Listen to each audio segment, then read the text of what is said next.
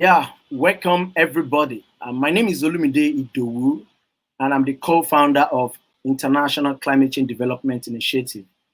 I'm very happy today because this is another edition of Climate Wednesday. And this month we are going to be focusing on ecosystem restoration. And as we know, this month is the month of nature, is the month of World Environment Day. And we want to discuss and have knowledge from our diverse speakers, our guests across the globe. And as we know that ecosystem is powerful, generation restoration is a conversation that will be going on day and day throughout the month of June. And we know that June 5th is the World Environment Day. And we want to dedicate this month to the month that we'll be having conversation around biodiversity and related issues. And also, we're going to be asking our government this month about what has actually changed in building that sustainable future for all across the continent, across Nigeria, across Africa. So, as we all know, climate change and biodiversity loss is very great important. And our topic today is focusing on addressing climate change, why biodiversity is actually matters. Like I said, climate change and biodiversity laws are two of the greatest global threats to human well-being. And everybody knows this. And that is what every eco warrior, every environmentalist have been looking towards to fight towards to. An urgent and coordinated response is needed to avoid catastrophic impacts on the environment and the many benefits and services that human derives from it. Join me today as I welcome our guest today is one great brother, friend that is very, very passionate about the environment. His name is Aliyu. Aliyu will be joining us today. Aliyu Sadiq, and is a very great environmentalist. I would like everyone to stay connected with us and hear from what he's going to be telling us today. Let me welcome him. Hi, Aliyu. Hello, good afternoon, Mr. Do. I'm Yeah. glad to join you here. Yeah, thanks for joining us. Thanks for joining us. I'm very happy to have you. And it's very great because you're one of the, let me say, the global actors that is driving climate action, that is driving restoration in our space. And you're very passionate about what you do. You're not only driving this action, you're also implementing strategy.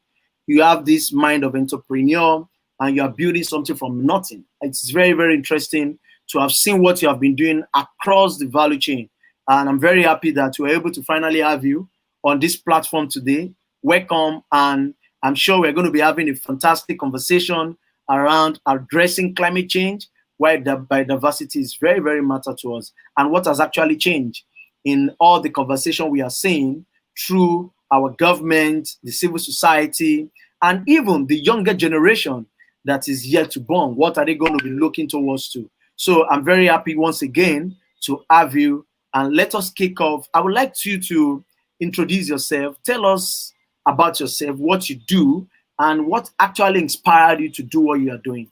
Thank you. Thank you so much, Mr. Ido. Um, Good day, everyone. My name is Aliyu Sadiq, just like Mr. Ido has said.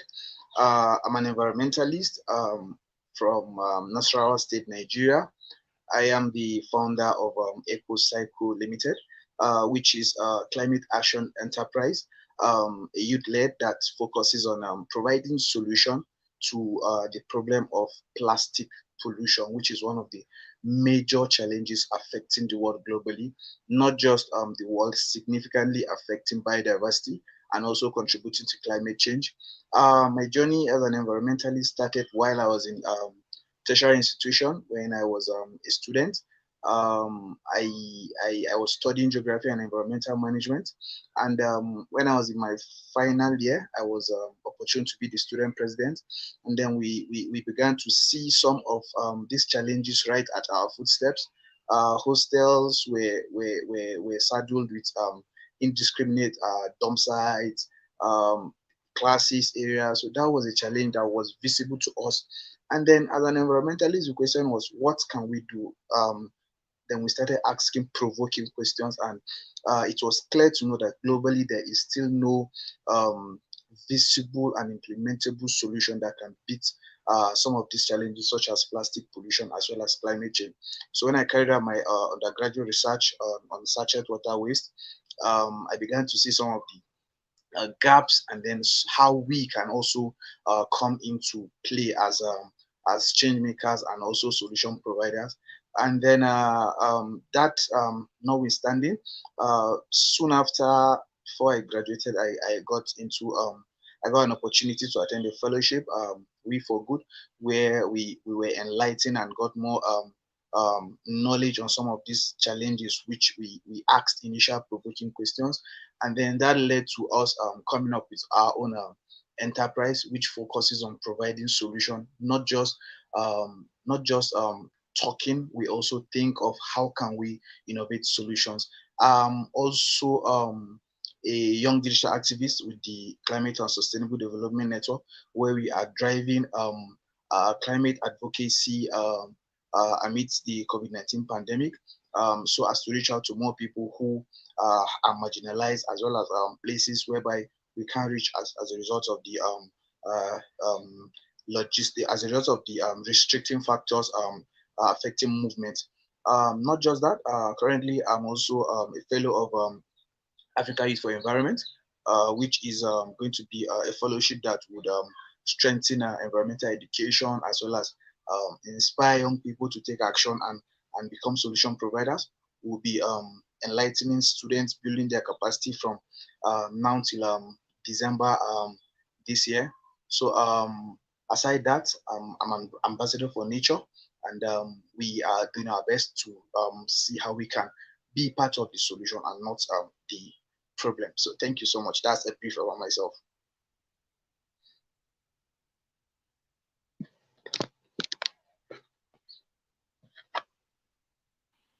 Thank you very much, Mr. Aliyu. That was very detailed. Like you actually, put us in the place whereby we don't need to actually ask you, so how do you do this? You've given us the understanding of how you've been able to start and where you are and where you're going to.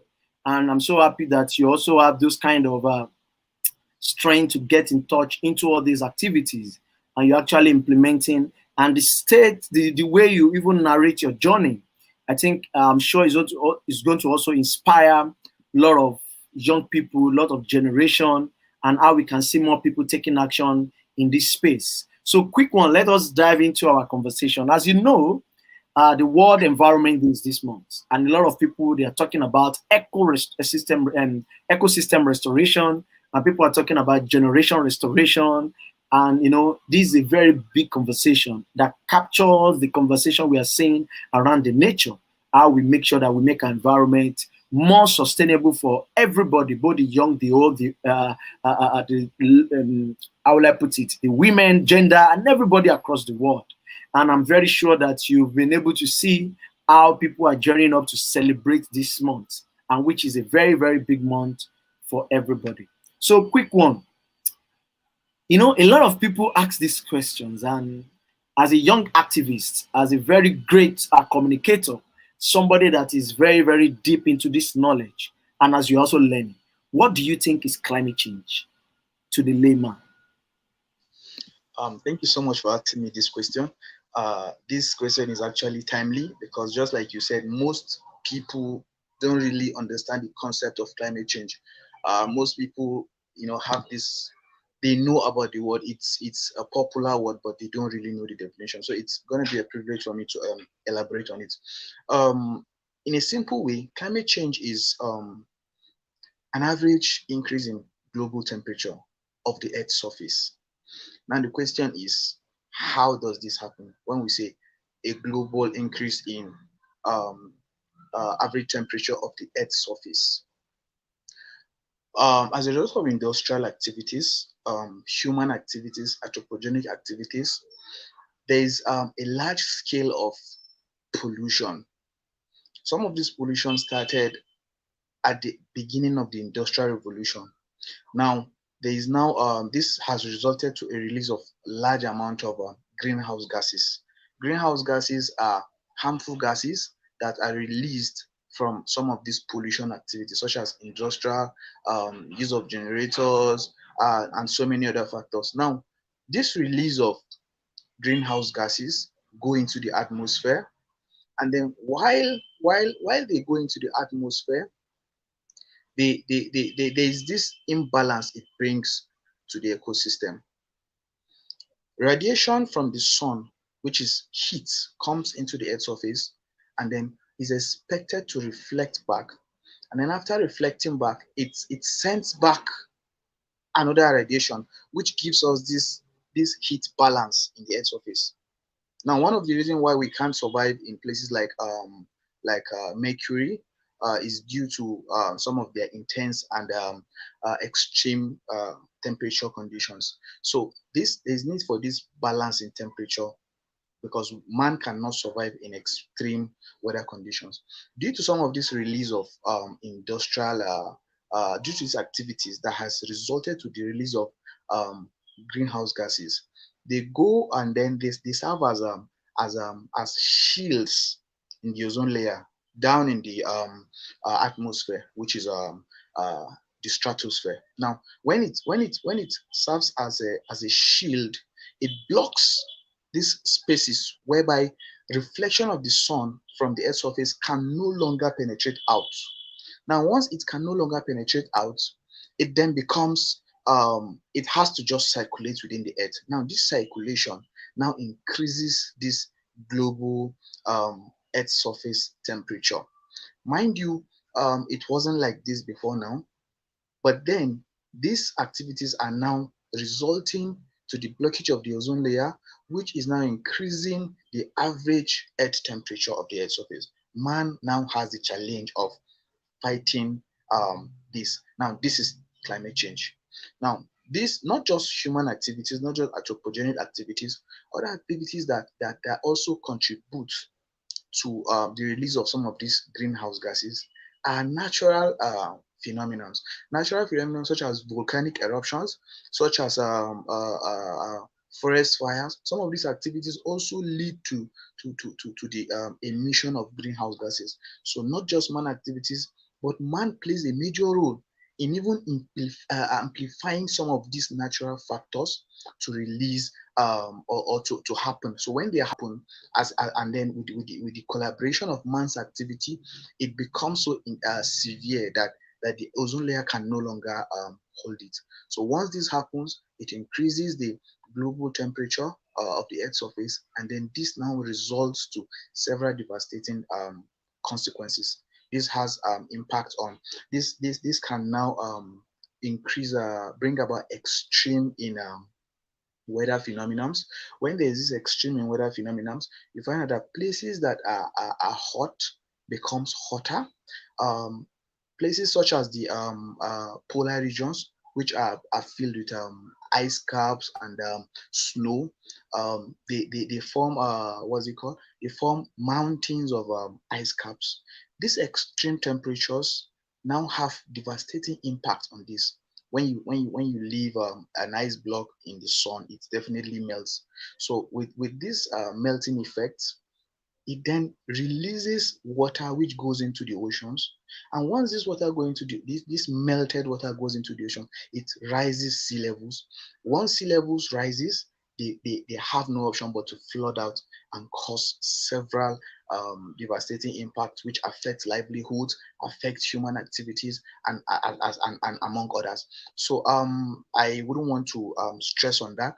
This might just be a brief explanation of climate change. Thank you, sir. Wow, wow, wow, wow. I guess, like what somebody said online just now, said, ready to learn. And that is what I'm actually doing now. I'm actually learning your way of describing climate change. I'm 100% sure that everybody that listen with keen interest and everybody that listen very well will be able to understand that you've actually broken them down in a way whereby people will be able to understand even the impact on us, impact on everything we are living on. So thank you very much for that. And that is actually a lot of people want to also continue to know more of what you just explained now. So now we are moving straight into the word biodiversity. Biodiversity is, let me say, it also comprises of all this conversation that we are talking about. So in a layman, when you want to speak to someone that doesn't actually understand, how will you tell somebody about biodiversity? Okay, thank you so much, Mr. Idu. Biodiversity, I would also be simple about it so as to make more people to understand it.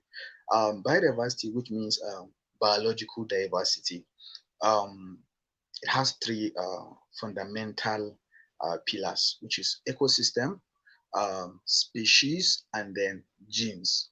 Now, biodiversity is the general complexity of life on the Earth's surface.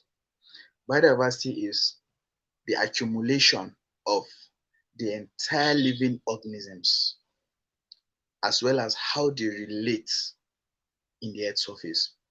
Biodiversity is a key part or a sub part of the ecological system, which functions together with other systems to form a complex whole, which we refer to as the ecosystem. Now, biodiversity cannot function alone because this is, I said, this is a combination or a group of living species on the Earth's surface. Species on the Earth's surface cannot live without um, an environment. Now, species or biodiversity are those living organisms which live on the Earth's surface and interact with ecosystem to make the ecosystem function. Without one part of these sectors or subsectors I've mentioned of the entire environment, it cannot work. I'll give you an example. When I say biodiversity, I mean faunas and faunas. This means the plants, which are the floras, and the faunas, which are the animals. We have millions of species on the Earth's surface, living in the marine habitats, living in the terrestrial ecosystems, living on air, living. Now, they derive their source of survival and existence on these ecosystems. Take, for example, we have termites and insects who live on our soils, beneath the soils. Now, these soils have an interrelation between the termites and the soils. The termite can pick up soils from a particular location, transport itself to another location, and dispose of that soil. It could be a form of transportation of nutrients from one place to another. Now, when this is done, that species or that biodiversity has assisted in making sure that the soil now have a balance whereby you can also plant in another place. Now, the soil also acts as source of food for this biodiversity. So biodiversity is in general the group or organization of species on the earth surface living both in the marine, terrestrial, and all parts of the ecosystem. They work together as a functional whole and ensure that the ecosystem works effectively. So that's my definition of biodiversity. Hmm. Thank you very much. I don't know how to actually explain what you are saying to me, but I will tell you that you've been able to give us a deep understanding of what biodiversity actually means to us. And a lot of people watching us now will be able to also understand that biodiversity is a conversation, it is a broad conversation. You mentioned in your comments, you said, let me state you, ecosystem, genes, and species. How many people actually know that simplicity of biodiversity? How many people can know that you know the way we are also approaching nature is also what we are putting back, is what we are getting back. So the conversation on biodiversity is very, very key. And I'm very sure that a lot of people will be able to understand that as we are talking about World Environment Day, approaching the World Environment Day, as we're talking about ecosystem restoration, We are talking about generation restoration. It has shown to us that a lot needs to be done in our space, in our immediate environment, across Africa, across all the world. So thank you very much. So now, quick one. So we've talked about climate change. You've given us an overview and understanding, and you've also explained to us the word biodiversity. So this takes me to this question that says, how does biodiversity fight climate change? Okay, thank you so much for this question. Um, this is where we will link climate change and biodiversity because they are highly linked, highly related. Um, some of the misconception we have is change makers or action makers try to combat biodiversity, um, looking at the aspect of avoiding endangered species from going into extinction, not looking at the impact on climate change and how um, protecting biodiversity can also combat climate change. So I'll talk about how climate change affects biodiversity, and then I'll go into how biodiversity can now be used to combat climate change through mitigation and adaptation. Now, when climate change, like I said, brings about extreme weather conditions, you have in the polar region melting ice caps, which brings about increasing sea levels and causing flooding that affects livelihood of people. Looking at we are facing the challenge of the Sahel region, where there is this project of the Great Green Wall. This, as a result of the impact of climate change, has brought about droughts, and this has affected agricultural activities. Biodiversities are now being lost. So this impact brings about water stress, brings about droughts. Now, it now begins to affect agricultural activities. People can no longer have enough rainfall to farm. People can no longer have good arable soils to farm. People now are forced to go deeper into forest in search of more arable lands to to carry out their livelihood activities. Now, going into this deeper into this forest, people carry out deforestation activities.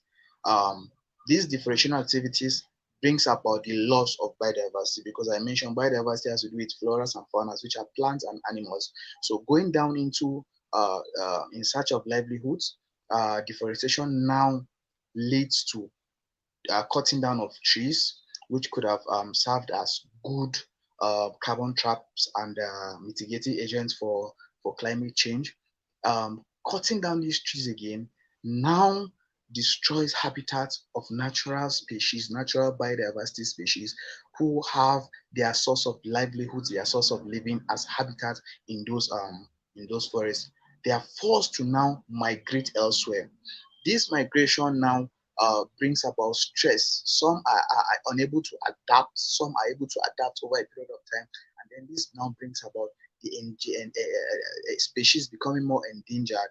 As such, this is now a threat to biodiversity. So climate change has a direct impact on biodiversity. That's one aspect. Another aspect, how climate change can also affect biodiversity, is where you have uh, industrial activities, urbanization.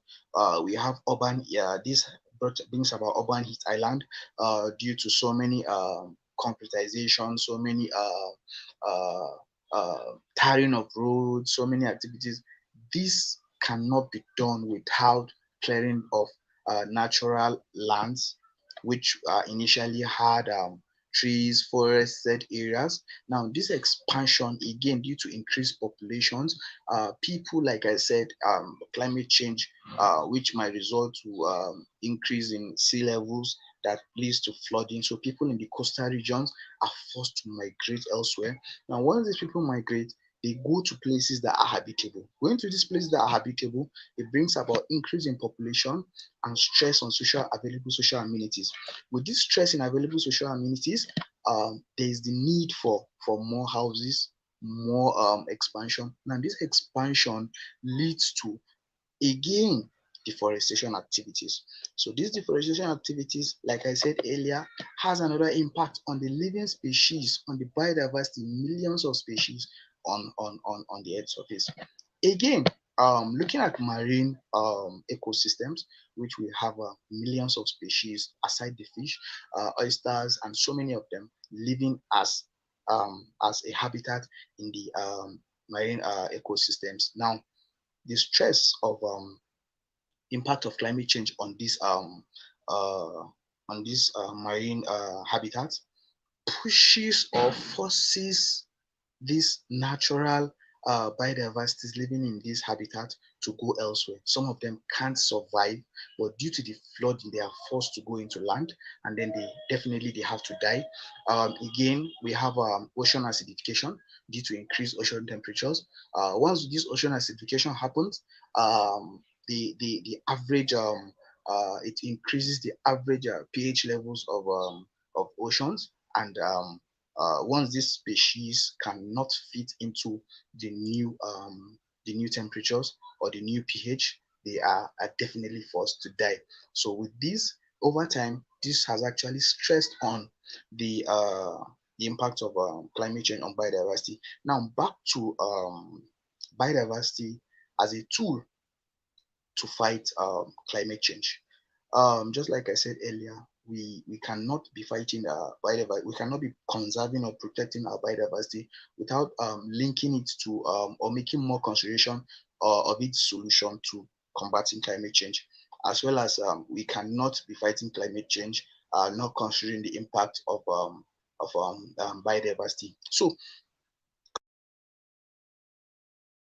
uh, there are so many activities ongoing, afforestation, tree planting, but I'll just be specific so as to carry the message directly.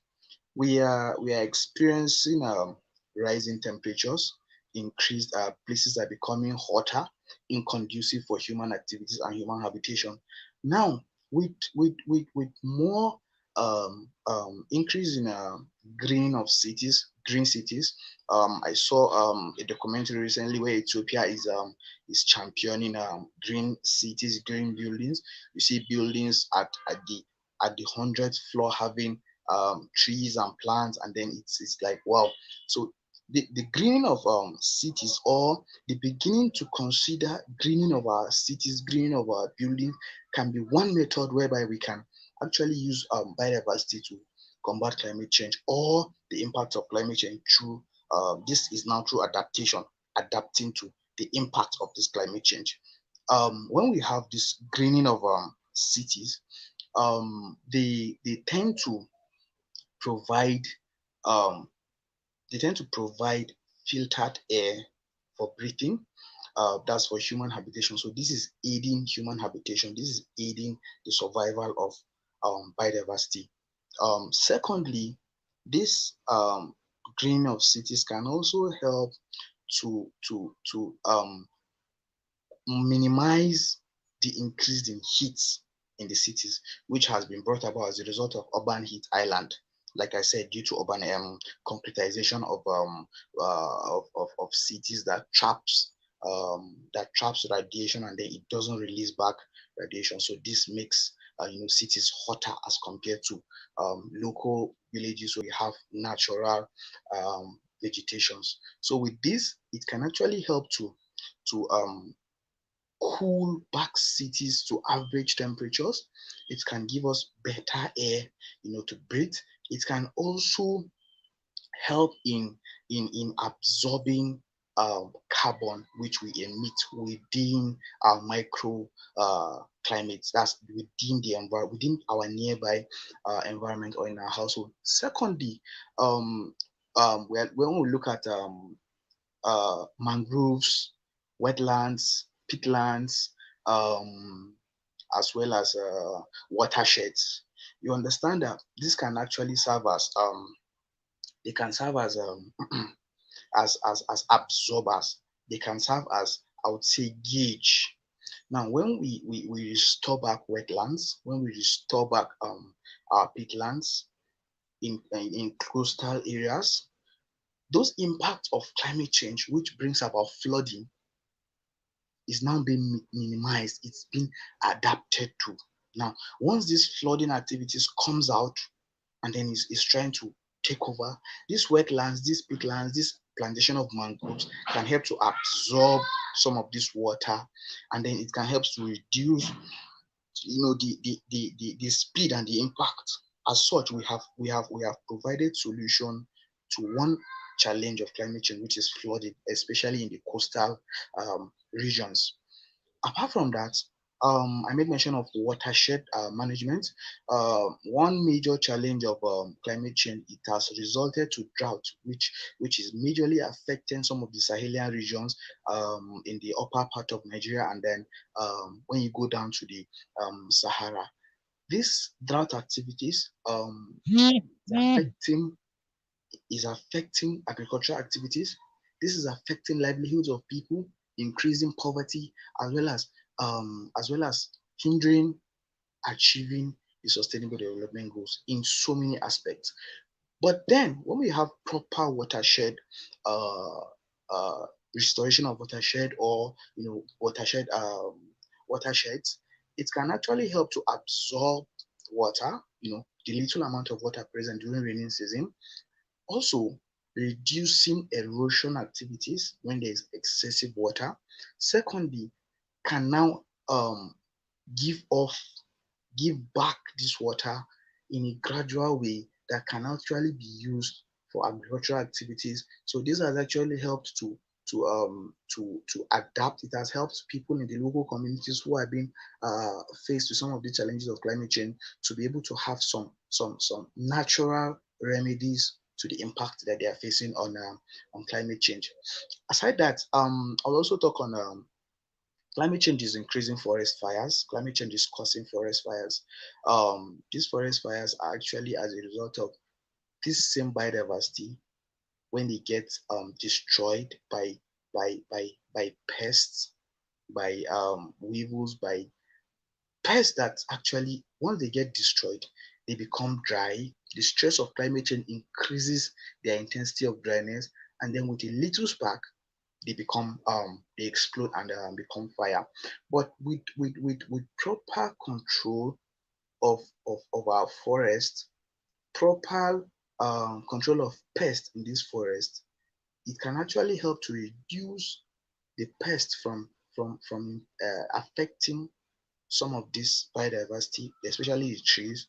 And then with this, we now have better and more resilient trees that do not just dry off. So we can now say this is actually reducing the impact of on forest fires.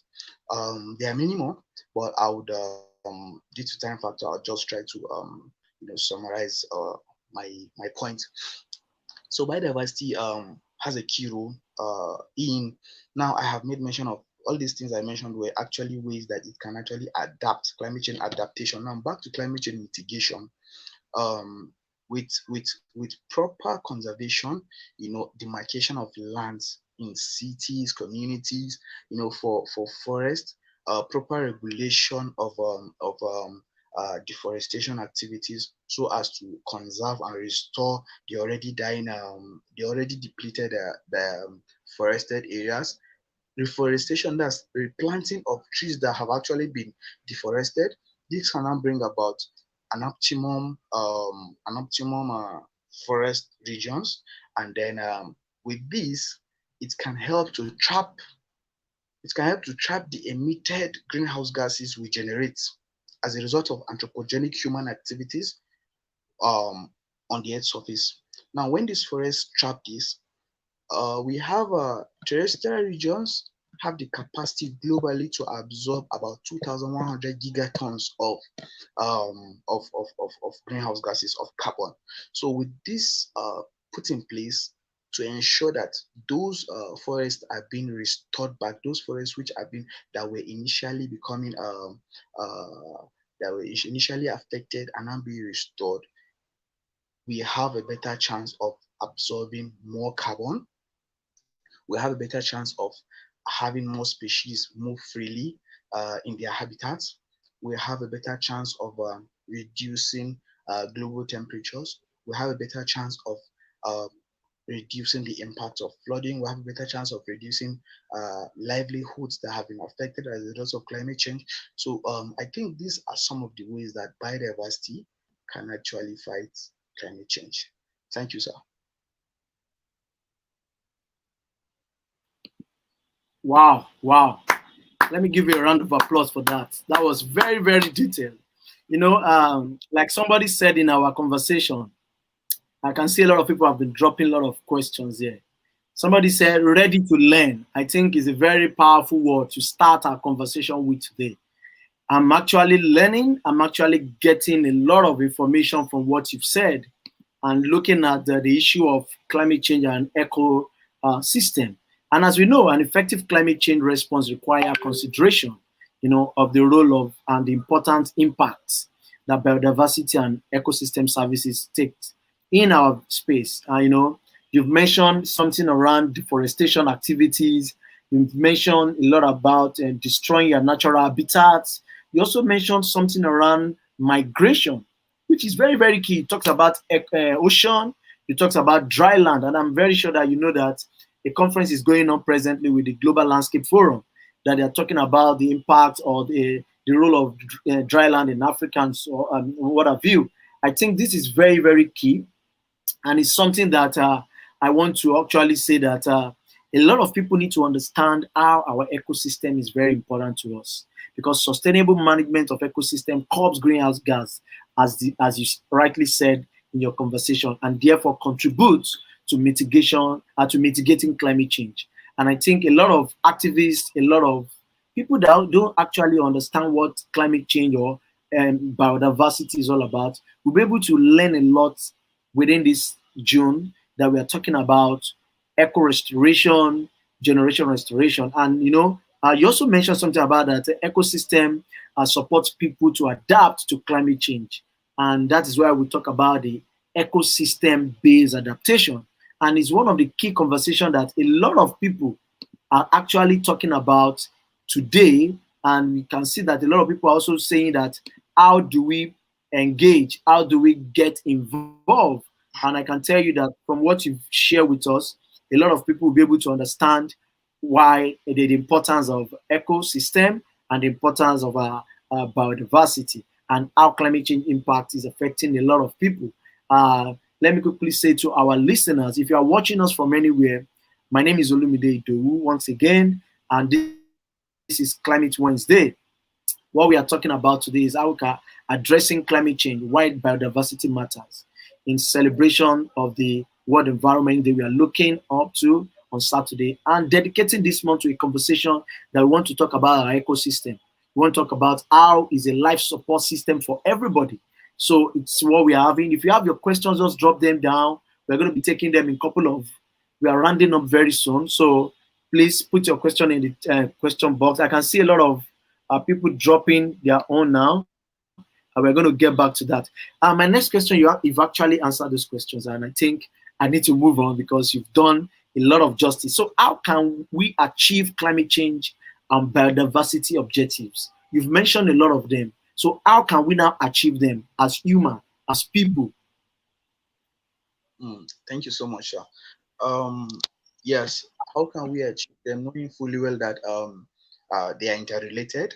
Climate change cannot be, combated without biodiversity, and biodiversity cannot be, looking towards achieving without looking at in its impact on climate change.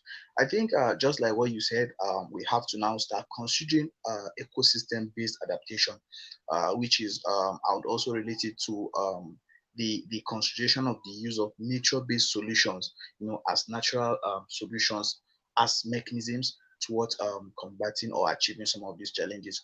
When we talk about nature-based solutions, these are all ecosystem-based adaptations. They are natural solutions that leverages on nature, towards solving nature's most pressing challenges.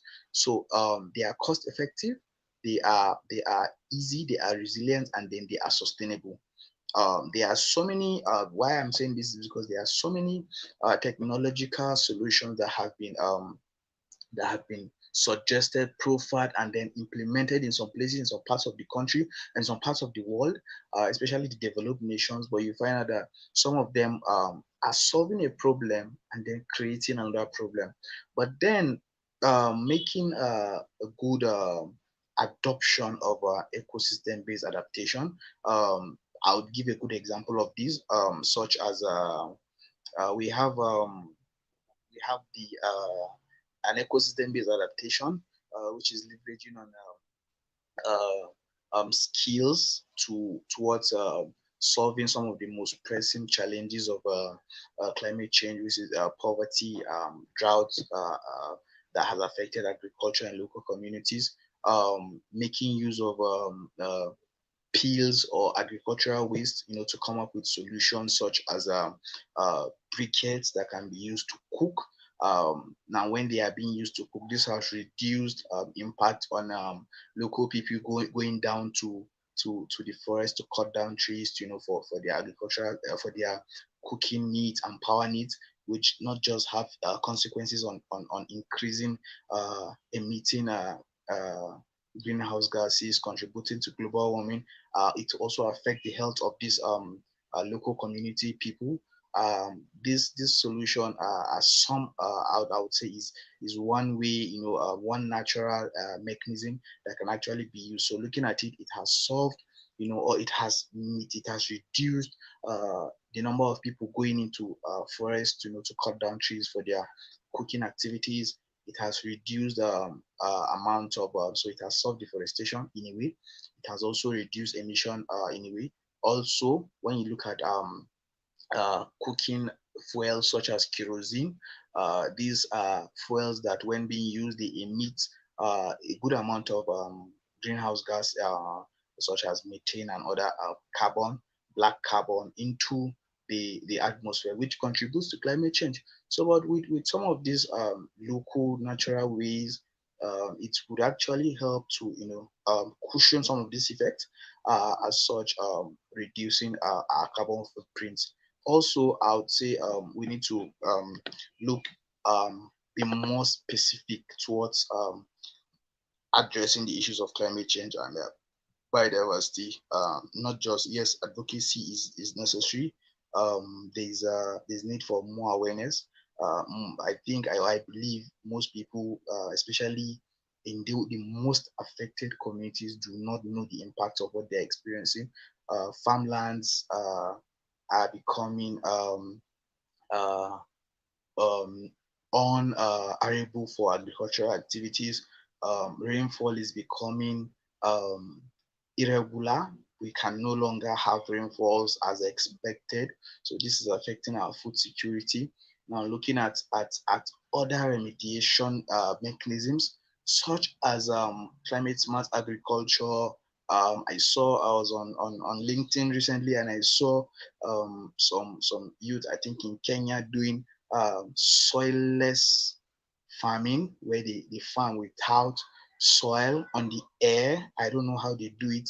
I'm not an agricultural entrepreneur, but those are new technologies that are coming on board towards addressing some of these most pressing challenges of deforestation and climate change. So when you have some of this climate smart agriculture, where you plant, in your household without much, in a little space, so you're conserving nature. You don't have to go into forested areas to deforest it just to have space for agricultural activities. You produce more more products with a little amount of space. You don't. And then also, when you look at irrigation, smart irrigation, you now have people not having to depend on rivers anymore, because the water are no more there. The waters are reducing. At a point, you have dry rivers. So when we have irrigation activities, people have local ways of conserving water. And then when it's dry season, or when the waters are gone, when the rains are gone, they can now use this, as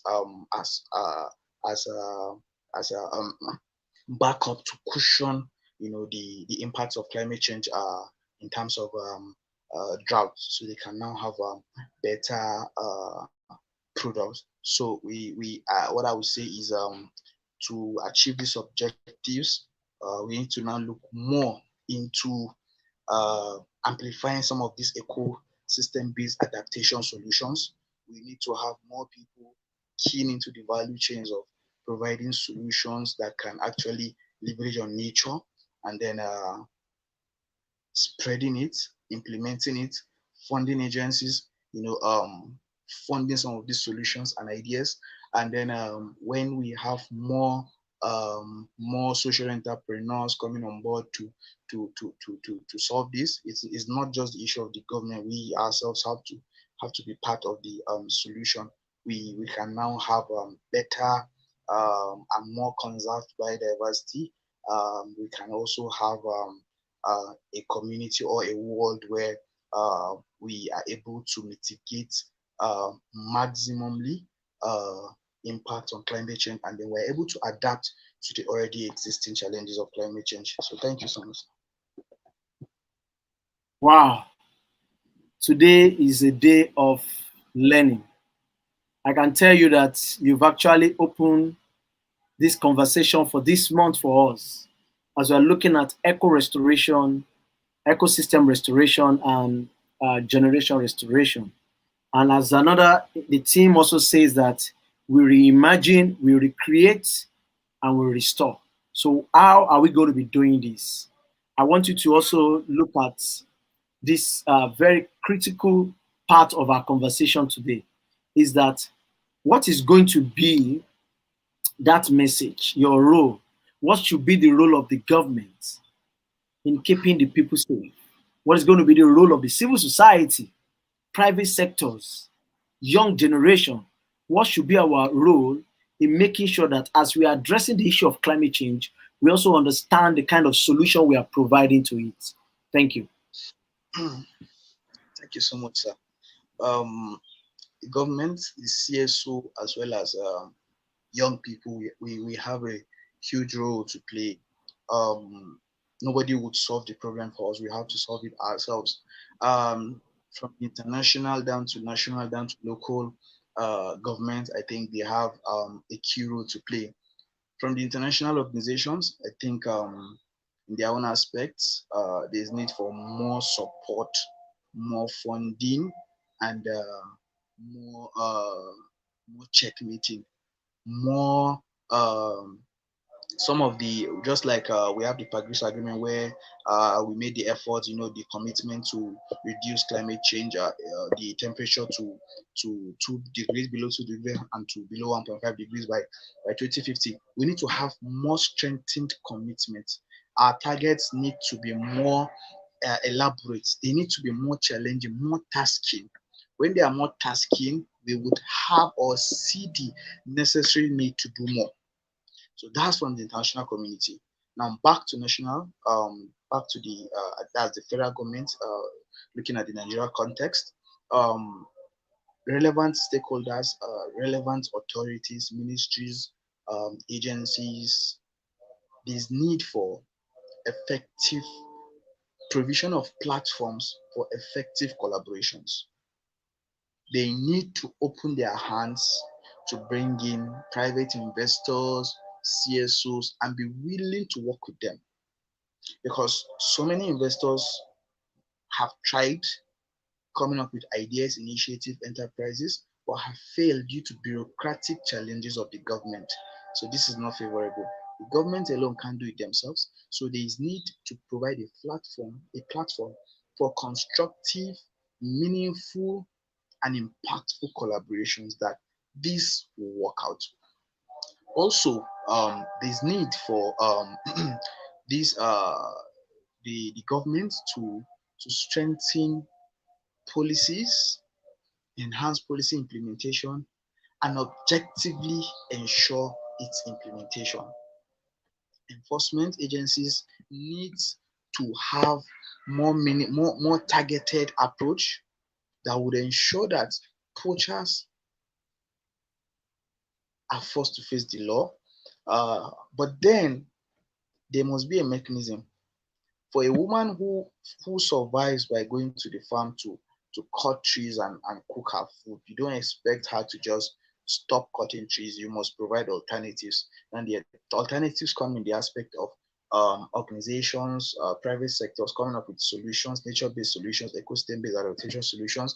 So once there are alternatives, and these alternatives are cost-effective, and there is huge awareness where CSOs come in, when there is huge awareness, a common layman knows the difference between A and B. He knows where to go. They are forced to deviate. They are forced to diversify into more sustainable, ways of carrying out their activities. So these are aspects of the government policy, implementation policy, making sure that policies that are redundant, policies that are dormant, are enacted, are brought back, and they are being, they work for what they were implemented for. Then in the aspect of CSOs, CSOs play another key role, especially in vulnerable communities, grassroots level. At the grassroots, there's this disparity in communication between the local, state, and the federal government. You find out that projects being carried out by the federal ministries don't even go down to local communities. That's the gospel truth. Projects being carried out by state governments are mostly championed within the states where people can see.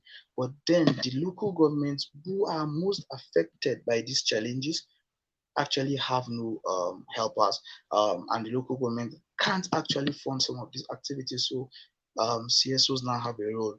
This is the gap where CSOs need to come in, increase their advocacy. People need to know more. People need to be more enlightened, build capacities of young people like us, the social entrepreneurs, raising a generation of advocates, of ambassadors, nature ambassadors, who would not just bring solution, even if they don't have innovative ideas, they can actually see and say this is wrong, don't do it. So that alone can actually contribute. Once our mindset is being reoriented, re-enlightened, we become watchdogs. So CSOs need to be watchdogs and also build a generation of watchdogs that would ensure that nature doesn't get depleted. So also I think CSOs need to carry out more community projects, which so many activities that are ongoing.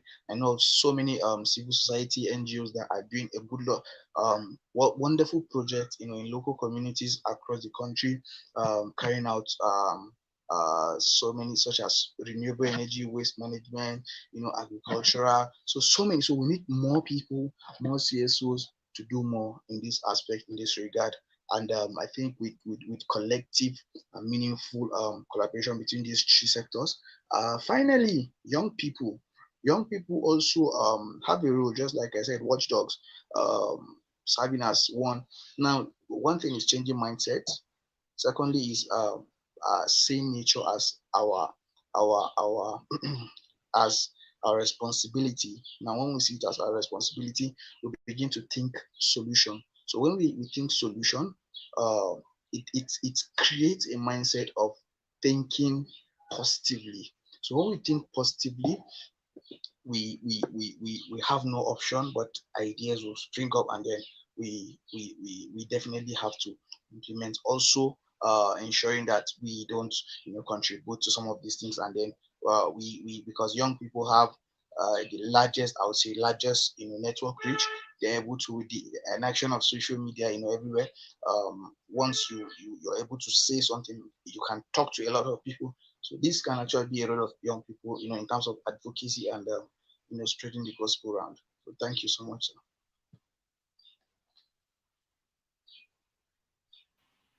Wow, wow, wow, wow, wow. That's fantastic.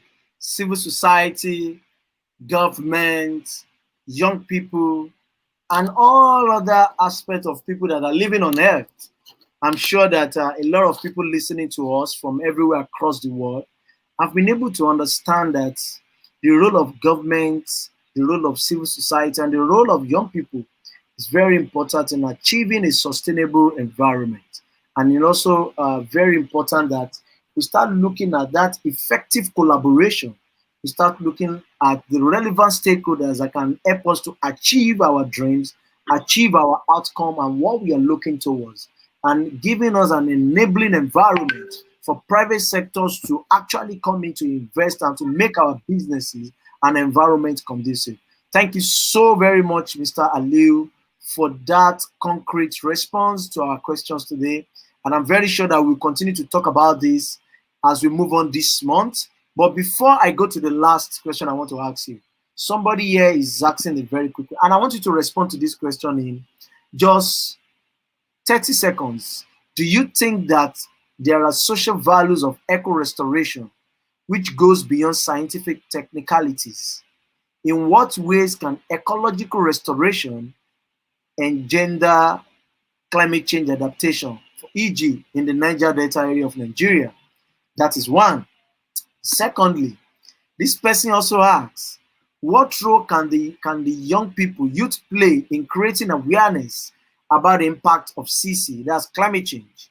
Do you think that youth climate activists can effectively regulate climate change to extent possible to enhance ecosystem services and function?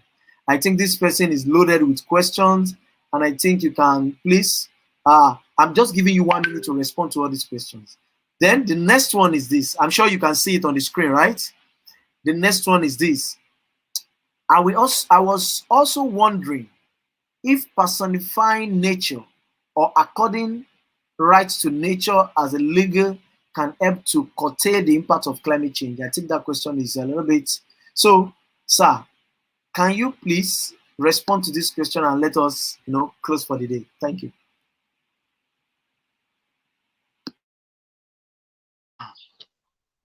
So I think maybe the person asking the question was not, didn't follow us from the beginning, because we in the aspect of ecosystem restoration, it doesn't have once we have or we follow nature based solutions. This is what we're advocating for. It doesn't have any negative impact on climate change. It can only have positive impact on climate change. And I made mention of the relationship on how ecosystem restoration can can have a positive impact on climate change. Restoration such as these wetlands I made mention of, reforestation of deforested lands, all those can actually be cushioning effect that can amplify adaptation of climate change adaptation and then mitigation. So that's for that. And secondly, for young people, playing part in climate change, and what is lacking in that is the youth need the capacity, they need the knowledge, they need to understand the problem and fit in the boxes. So if they don't really understand the problem, there's no way they can actually, even if they're interested to solve that, there's no way they can. But once the youth are enlightened, the youth have now the capacity, then they can contribute there towards various aspects of solving climate. And climate change is all encompassing. There are so many ways one can key into solving our problem of climate change. Just like I made mention of so many nature-based solutions that can actually enhance its mitigation. So all these are aspects where young people can fit in, towards solving this problem. Then I don't get. Yeah. I can't see the last question. No, I think that's all. That's all. Okay. That's all. Okay. Thank you very much. Thank you very much. That was very, very good. I'm so happy because you took away a lot of things to be part of this call today. And I can tell you that we've been able to learn a lot from you. Thank you, Mr. Aliyu. And I'm very sure a lot of people listening, hearing us from everywhere across the world, will be able to understand that today has been so impactful. And a lot of people have been able to learn from what environment did this year is in line for us. Now, let me go straight quick to the last question, which I just want a one-line sentence that will catch people's mind as we end this call. So what is going to be that your message to the world, your message to everybody concerning the addressing climate change and how biodiversity matters? Thank you. Okay. So my message to everyone will be, especially the young people out there, will be climate change and challenges of biodiversity cannot end without us joining into becoming part of the solution. Let's volunteer. Let's dedicate ourselves. Let's contribute towards providing and ensuring a sustainable future for our generations unborn. Let's today let's today take the commitment to become ambassadors of nature. Thank you so much. Thank you very much. Thank you very much, everybody. Volunteer, be an ambassador for nature, and get connected. Thank you so much for take out of your time to join us today. Personally, on behalf of International Climate Change Development Initiative, I'm a Climate Wednesday team. We want to say thank you for coming, and we hope to have you some other time to come and impact us with a lot of information you've shared today on the topic of addressing climate change, why biodiversity matters. Thank you very much and have a great evening. Bye. Thank you so much. So, everyone, it has been so wonderful today that our guests, wow, I don't know what to say, but I'm 100% happy because he has been able to give us those information that we need to usher us forward into World Environment Month and how we can start protecting our nature and how we can start looking at that effective collaboration, enabling environment to make sure that our ecosystem is safe, to make sure that we see a lot of generation talking about restoration, talking about safeguarding our people. Thank you so much, and I wish you all the best as we move towards our World Environment Day and as we celebrate with everybody. Have a great evening. Bye.